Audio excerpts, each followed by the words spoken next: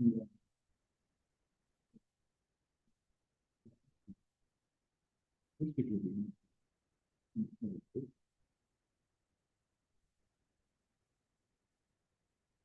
2027. Yes, that's the still showing, but we are only 20%. So, you're gonna do. But we don't know whether we should increase for 2027 because we know they would be 23%. So,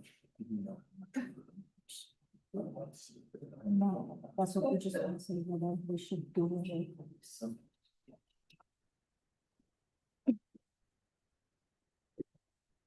Sorry about that. Which microphone I have on? Okay, we're all ready to go.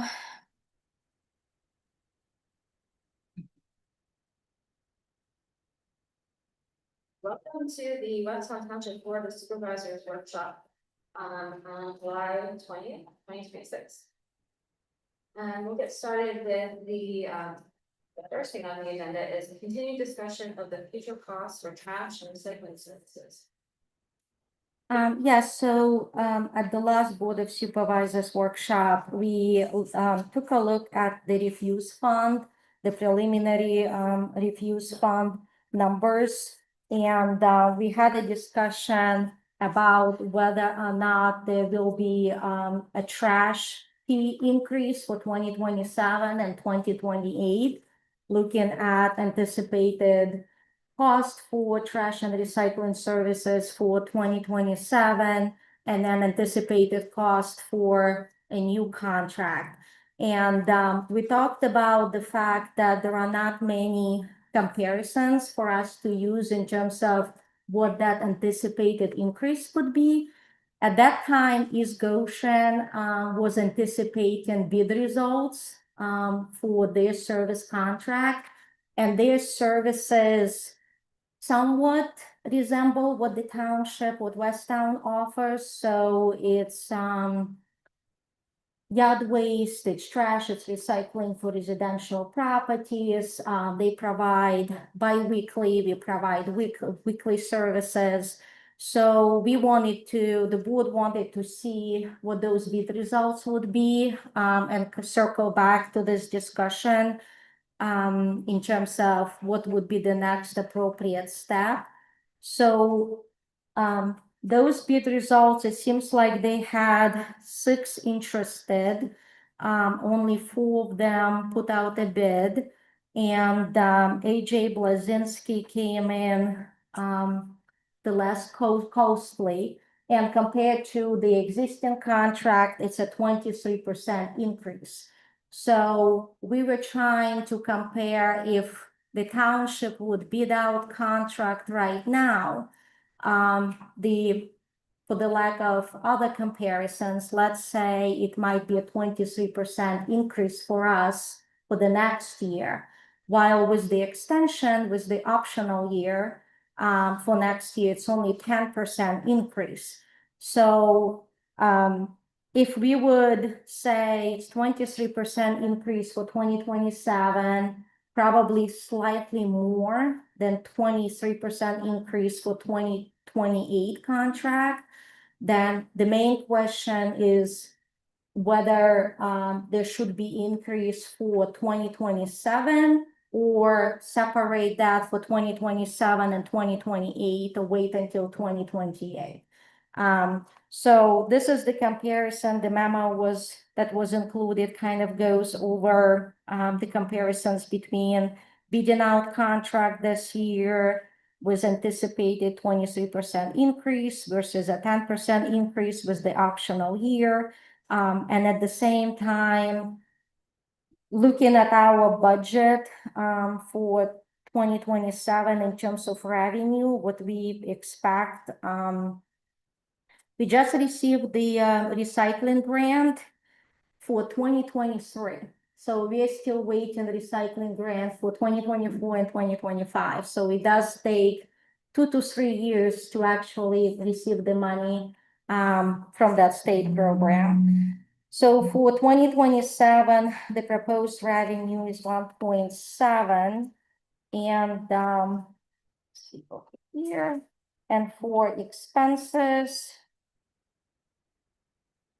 it's 1.8. So at the last workshop, the discussion was whether or not to increase the fee for 2027, and wait until bidding the contract out during that time to see what that increase would be for the next contract cycle. Do you have any questions about those bid results or any feedback? Whether to look in this numbers any further? Well, if we're going with the extension. And it's a 10% increase. I guess we have enough to cover that Mhm. in our existing fund, but might it make sense to have some sort of increase to anticipate a much larger increase in 2028, so it started on that. Yeah, so when originally when we had a discussion with other municipalities last year about percent increase, we've heard like 40% increases they were seeing. We were quite surprised that the increase was not as extensive as we anticipated, just talking to other municipalities. So I don't know if maybe it is less now than it was in the previous years.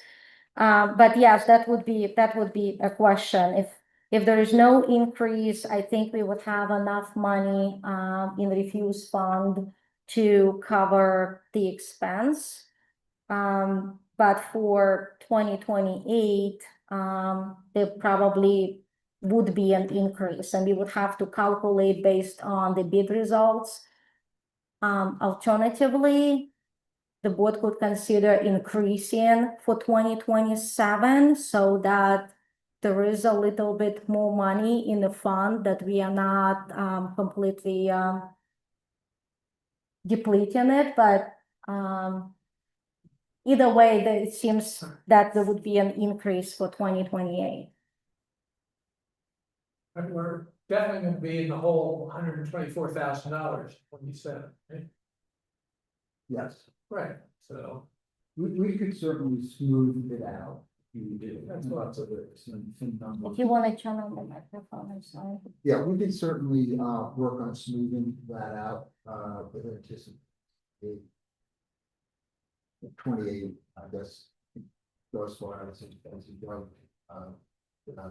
Smooth out the increase. If that's what you'd like, we could do that now. So for the past couple of years, it's been $20 increase or $10 increase per quarter. But then we had a 5-year contract, so we could anticipate what the next amount would be for the next year. This is a little bit open-ended. We also talked about a possibility of creating a task force who would look into overall comprehensively into the refusal and recycling services. Like there are different ways to do collection now. So I don't know if this is the route that you would like to go. Because if we would bid out the contract for 2028, we are probably looking early next year, maybe March or April, between March or April. So it gives us some time from now until that time to explore, like we talked about, should it be only what the frequency of that collection? Should we consider automated loaders? Should we consider maybe not having a bulk pickup option or participate in Chester County Consortium for recycling?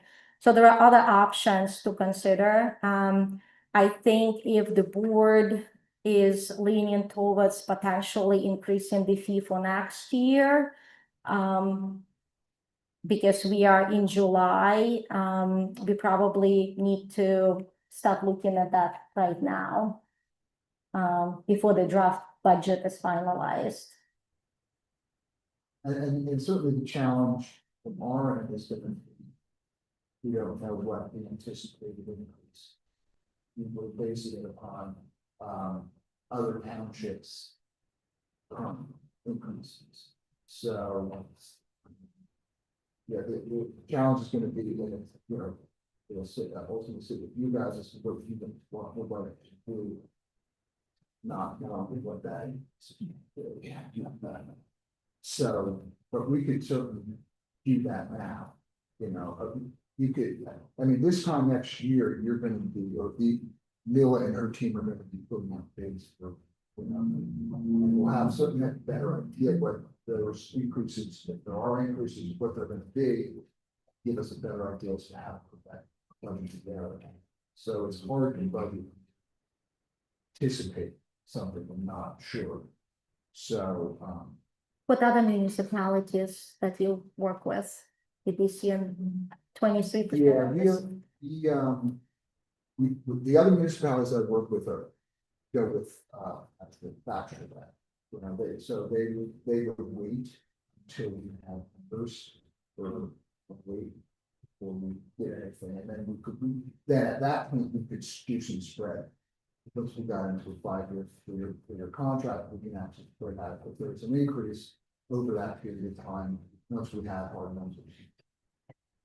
Yeah, we just need to be a little bit careful because how the quarterly billing plays out versus when we pay for the contract, we want to make sure that we have enough in the refuse fund to cover the payment. That first payment, usually it's the first quarterly payment.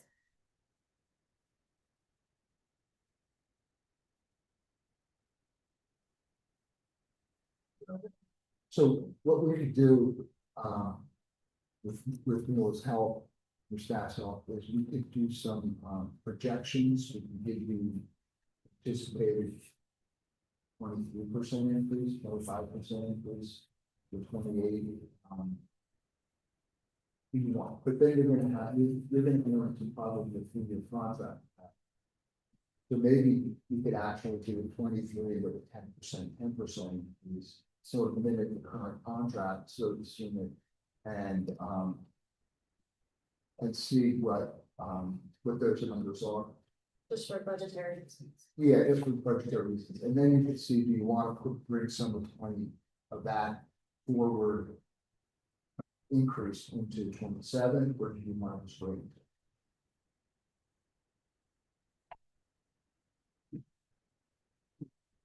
Well, we're not making any decisions tonight, so. Well, right, we need to go in direction. And if you give us okay, let's get that. That makes sense. Yep, yeah, that works.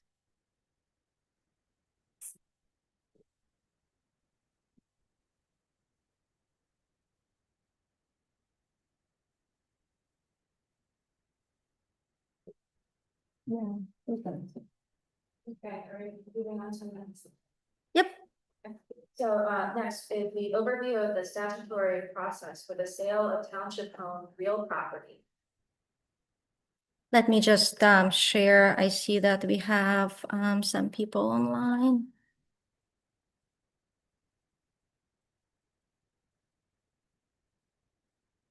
Okay. I think everybody should be seeing it on a screen now. Done. The same for the virtual audience. So township staff in consultation with the township solicitor put together a presentation in terms of what the process for the sale of any township owned property, and in terms of the steps, in terms of the involvement and opportunities that exist. And so this is just a quick overview. The township went through this process at least once that I am aware of, but I was not a part of. So when it comes to regulations, the sale of township-owned property is regulated under Section 1503. There's a couple of things, a couple of highlights that put together here.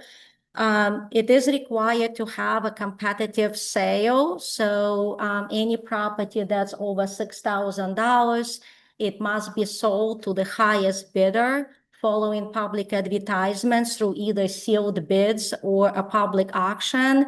A lot of municipalities are very familiar with sealed bids because that's what we primarily do for most of our projects. Conditions of sale, the township may establish various conditions of sale, which may include but not limited to things like facade easements, deed restrictions, payment requests, and other conditions which may be deemed appropriate by the Board of Supervisors. There are also conditions can be also incentives. So it all depends on the goal of the sale and what the township is trying to achieve. Advertisement notice must be published at least once, not less than 10 days before bid opening or public auction. So we are all aware of that. It has to be published in Daily Local, as well as we usually post it on a website. In terms of that there is a public bid process that's happening. Public award, the Board of Supervisors must award the sale at public meeting or at public auction. One important thing to remember is that it is conditioned upon payment of the full purchase price within 60 days of the bid award. So whoever bids on a property, they have to provide the monies within the short time frame. The board has the right to reject bids if they are below fair market value. And the board can also establish a minimum bid. So you can establish that bid amount based on the fair market value or other conditions, appraisal. If there are no bids received, then the township can proceed under other requirements. So the township technically, if the public auction process fails, can go into a private sale. There are some additional requirements that the township might have to go through public auction twice before going into private sale.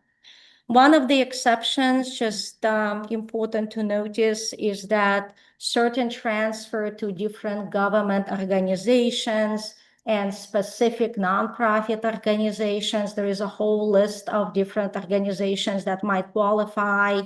Some of them are such as affordable housing or historic preservation driven. I believe some of it is environmental and conservation-driven organizations. They are exempt from advertising and bidding requirements. So this is just from the second-class township code. In terms of, here is a summary of the process. Sorry, I'm trying to put the window away. The normal process or the general process would include the Board of Supervisors would declare any property as surplus property and authorize a qualified appraisal. What that means is that the township can proceed with hiring a certified appraiser to come out and appraise the property and provide a fair market report. After that process is complete, it kind of splits into two different processes, would say, depending which way or how the board would like to go about the sale process. One of that is consideration for conditions. So once appraisal is done, the board might consider if there are any restrictions or conditions, or whether there is a reappraisal that needs to be done before there is an authorization to sell, public advertisement, public auction or bid opening, award of sale and settlement and closing.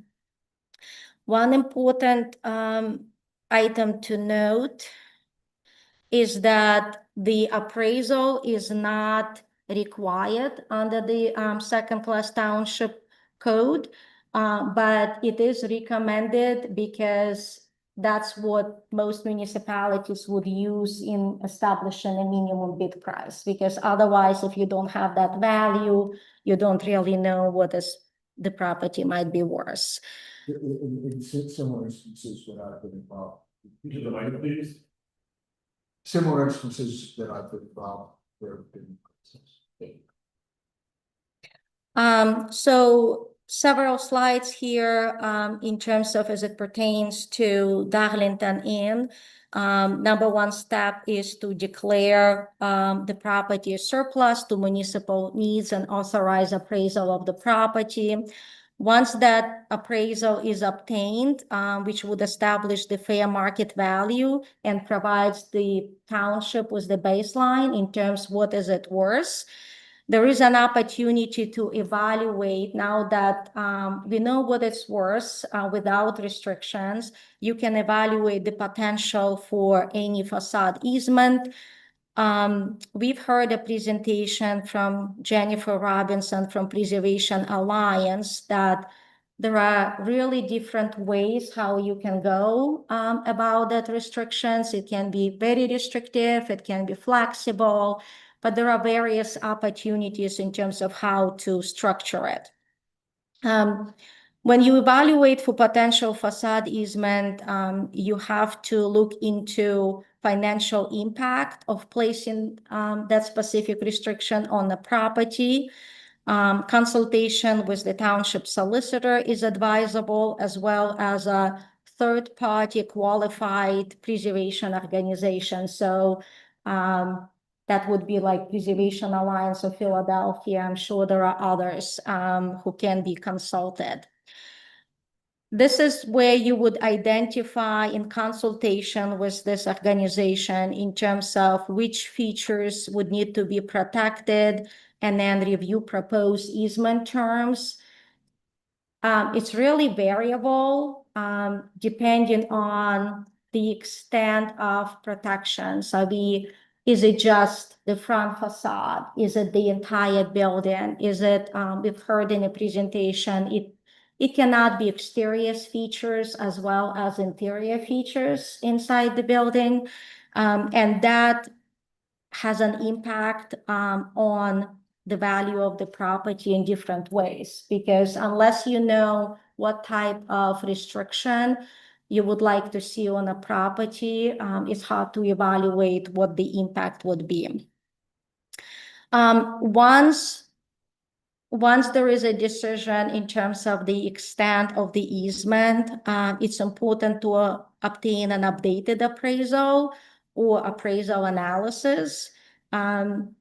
In different situations, I just looking at different municipalities who went through this process. Sometimes you have to do this appraisal analysis more than once because it really varies depending on the number of features and extent. And then there is an opportunity to decide whether this easement should be granted and reported before the property is being ready to go for sale. There is also an opportunity to put the property up for sale with the condition of a future easement. In that situation, it would provide township and whoever wants to buy it on public auction an opportunity to collaborate on type of an easement and extent of that easement. So in terms of marketability of the property, the board would just have to determine here is the fair market value without easement. We would like to receive a specific minimum bid if we put a restriction, but we don't know what that restriction is yet. And then put it up for public auction. And once somebody buys it, that's when there is an opportunity to figure out what that easement might look like, what restriction might look like. There is also an opportunity for incentive. So you can always say that if you purchase the property, then here is the list of incentives that the township could provide. Those incentives vary. If I would anticipate anybody who might buy a property and would redevelop it or improve it, convert it to another use, would need a building permit. So it's and probably land development application, depending the extent of improvements that would be done to the property. So the township could consider incentives such as waivers from the subdivision and land development process, from design criteria, some other waivers that within the township control. There are many options. Once it's determined what the value is, what's the minimum bid might be, whether it would be a public auction or sealed bids, because you can go either way, whether there is a restriction placed and recorded before the property is being sold or as a condition, or if there is an incentive, that's when the board would officially authorize the public sale of the inn. So it would be the same, another public meeting. At that meeting, when the board would voice in terms of here is the minimum bid. So let me put people in. Minimum bid, method of sale, and authorized public advertising that would be posted on a township website, and then goes through the public auction and the sealed bid process, and then would announce the highest responsible bidder and any provisional award. So once there is a sale was awarded to a highest responsible bidder, if the restrictions over, if everything was done before it went for sale, bidder has 60 days to transfer money for the property. Then it's just your normal closing process just for any real estate is just execution of agreement of sale, which is done at the public meeting, authorized township solicitor to prepare any final documents, execution of deed that would include any restrictions, settlement, and then the recording with Chester County Deeds Office. And this is just an overview in terms of what the process involves. Do you have any questions? Could we put this out there on the website as something that people could follow along with, find out what we're. In terms of this presentation, yeah, we can find the space. We don't have a designated page for the inn, just for Cranberry Preserve, but we can do that.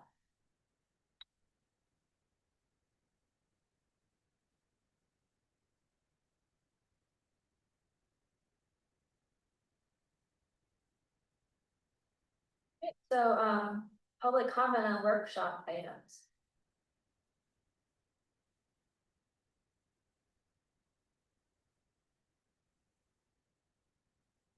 Do you mind? I'm sorry. Can you turn? I'm sorry. Thank you. Appreciate it. I just have a procedural question. I'm asking for clarity on why no agenda was posted for tonight's workshop, especially if significant township business was discussed and will be voted on in a later meeting. The Sunshine Act requires agenda for meetings where deliberation or official action occurs. I respectfully ask how a public can meaningfully participate without clear and timely agenda. If you pull up the link on the website, it doesn't have the agenda, it has the content, but not the agenda.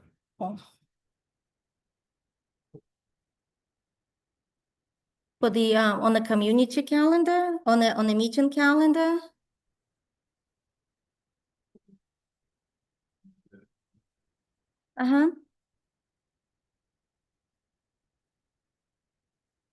No agenda. Content discussed. Thank you for letting me know. Yeah, so we can still vote on this in the next meeting. And violate the Sunshine Act? Your choice. Thank you.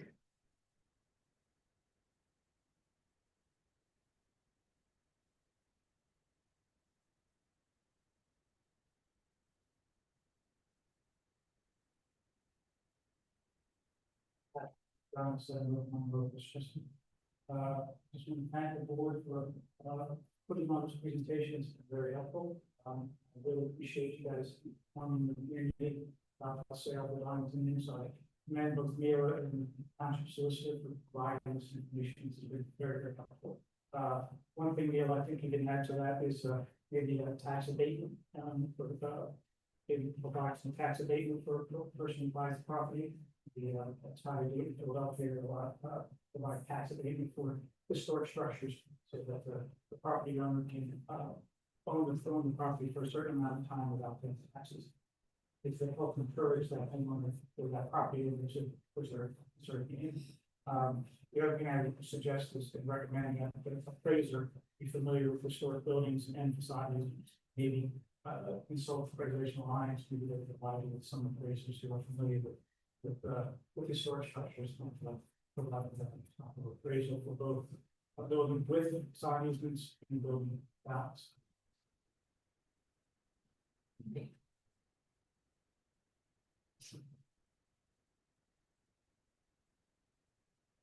Any other public comment? Any public comment from the virtual audience? Okay. Well then, yes, You have plenty of time. yeah, we have some time before the next meeting at